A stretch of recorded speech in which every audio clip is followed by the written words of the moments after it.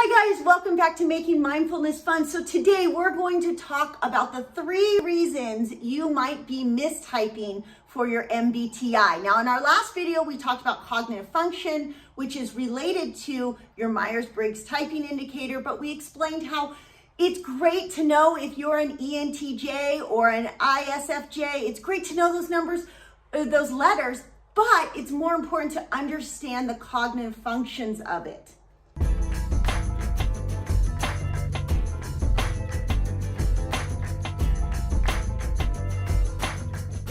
So if this is your first time to our channel, here at Making Mindfulness Fun, we help you on your journey to higher consciousness so you can experience more joy, love, and emotional liberation. Before we get into the video though, please make sure that you like this video so it gets shared with more people, subscribe to our YouTube channel, and turn on post notifications because we put out a video every single day.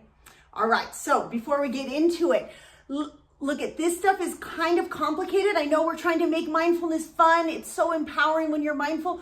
And some of this can become overwhelming, but don't worry. We're just launching a new app. And in that app, we have tons of great resources, including how to figure out your typing correctly, how to understand what your Enneagram is correctly, and your Myers-Briggs. So hopefully, after you watch this video, you'll want to click the link and check out that on the app. Plus on the app, there's great information for health, fitness, yoga classes, parenting, homeschooling, so much self-growth information. Yeah. So what is the number one reason, Isabel, that they are mistyping on? So the number one reason, the first thing we want to cover with the reason you're mistyping for your Myers-Briggs, and let me just say that so many people mistype, including me, and I'm a self-aware person, and I've been practicing mindfulness for a really long time, but when I first did the Myers-Briggs test, I tested wrong. I thought I was an INFP, when really I was an ISTP, so I got the 2 whole letters wrong. And the big reason this is so important is because your cognitive function. This is the number one reason or one thing you have to look at for your mistyping, because depending on your letters, you might have completely different cognitive functions and you might be misinterpreting certain functions as other functions. For example, people often think they're intuitive types, one, because it sounds way cooler than being an S type. So everyone's like, oh yeah, I'm a dreamer. I'm fabulous. I can see the future so easily. I'm intuitive. Anyway, but people also confuse it with being a J type because both are about planning for the future and looking towards the future, being future oriented. So it's easy to get them mixed up. And then if you get those wrong, then it changes your cognitive function. So knowing cognitive functions and the difference between being an NI type and versus an NE type, which is relative, once you find out, it's so easy to tell the difference. It changes so much on what your type is, and then you might realize, oh, duh, I'm completely not this type. I was just misinterpreting that. So that's the biggest reason that people mistype.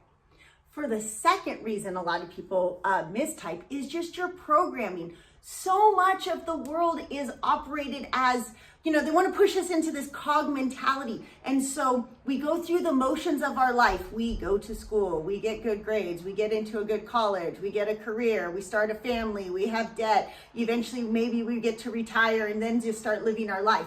Well, that's the old paradigm. But that might be why you're mistyping. If you grew up in that era that you just move through your life, you check the boxes. Okay, you go through these supposed milestones that you're supposed to go through. You might accidentally, you don't mean to, but have this programming that's made you disconnected from what truly makes you happy. And I know because my husband and I work with a lot of people who, when you say, what sparks joy? What makes you so happy? They're like, well, what do you mean? Like, well, I have a beautiful house. I have my kids. No. Like, think more in terms of, how do you want to process? Like, my husband's SI dominant. That means he's processing memories a lot. He spends a lot of time in his speech style, in his communication, talking about what's happened to him, whether it was in work yesterday or what happened, remember when we were at this trip. And, for me, I'm NI dominant. So everything about me is ideas. Oh, well, should we go here? Should we do this? Should we create this? Everything for me is future oriented. And it's really important to notice, because in a relationship, when you know that you have 2 brains working, one's working in the past and one's working in the future, you can find a way to kind of go 50-50. For me to expect his brain, trust me, I've tried, to make his brain think in the future is not fair to him, and for me to live in the past is not fair to me. So That's the second reason, you're programming. So the third reason people often mistype in their Myers-Briggs type indicator is because of ego defense mechanisms. Okay, so what does that mean? So the ego is responsible for it's trying to keep us safe. It's trying to protect us. The only problem is we don't really live in that dangerous of a society on a day-to-day level. And so over time, our ego has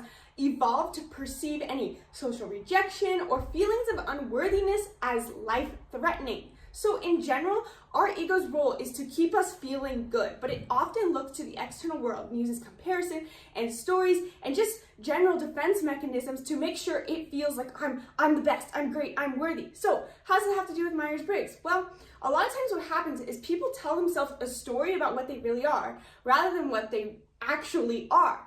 And this often has to do with our programming, like you mentioned. So first, it has to do with what you are told is good and acceptable when you are a young child.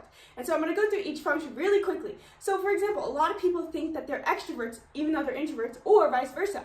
And this depends, and I'm going to go more with the people thinking they're extroverts, because a lot of times in our society, we're told that it's better for you to be loud and boisterous and charming and be the life of the party. That's more socially acceptable. And so a lot of times we try to mold ourselves to fit the box of being an extrovert, even though at our core we're introverts. And maybe we start to develop our second function as an extrovert because it's a necessary part of life. But a lot of times we end up getting confused. And our ego tries to defend the fact, no, I'm an extrovert because I've been told that I'm an extrovert. And if I'm not an extrovert, then my parents told me I had to be an extrovert to be acceptable in society, okay? Get the point. And the same goes for all the functions. So N has a lot to do with open-mindedness and closed-mindedness.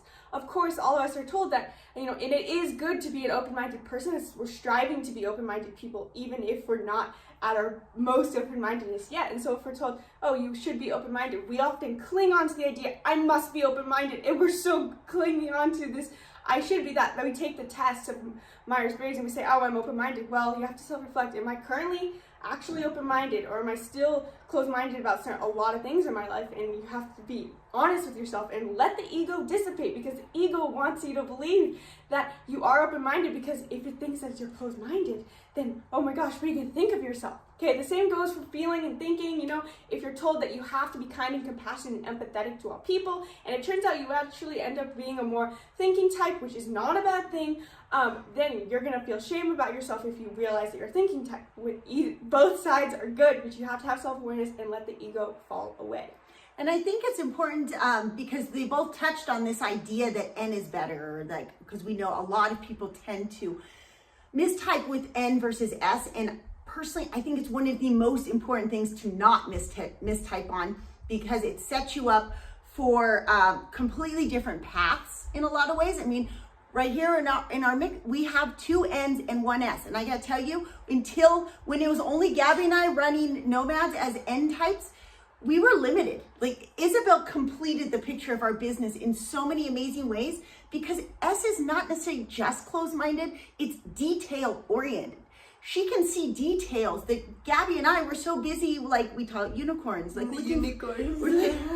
That, oh, these ideas, this, that we miss what's like obvious in front of us. Tangible observations right in front of us. Each type is so valuable. Just like being a type 7 doesn't make you better than a type 4. All of these things are really important in understanding. Half of our family is S dominant and half of our family is N dominant. And as a team, we'll make an amazing team.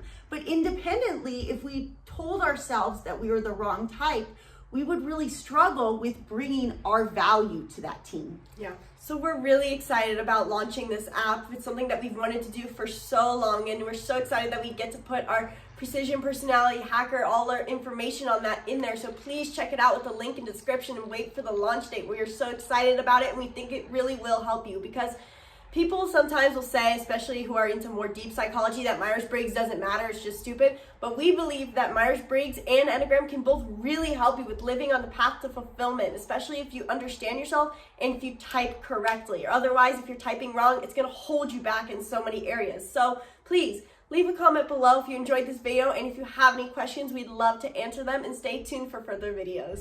Thanks, you guys.